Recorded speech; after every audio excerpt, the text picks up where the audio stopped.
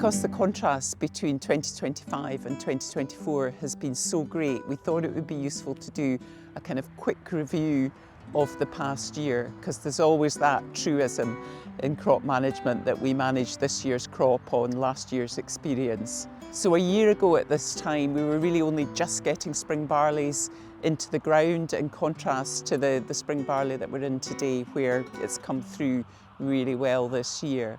So a year ago, our winter crops were thin, poor. Many of them, or at least patches, had been ploughed in or ripped up because their potential was so poor after that very, very wet autumn.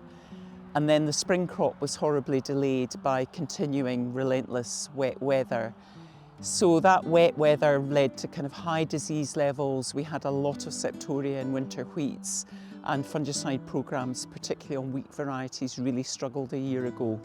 We were at the limits of what we could do.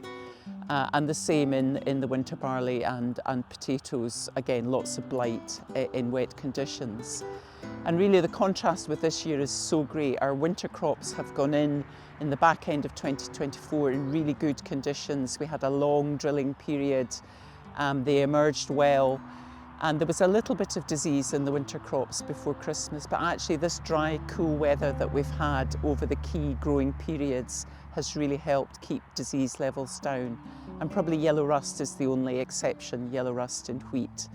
Fungicide programmes seem to have worked well, as have herbicides, so that combination of good disease control from products and the weather has really helped reduce the risk in crops.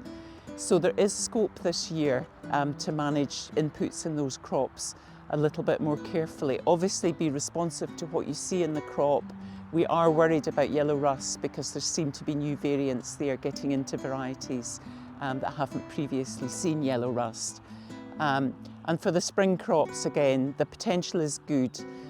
We have a sort of range of issues there, but there is potential to perhaps reduce inputs to reflect the slightly lower risk that we're seeing this season.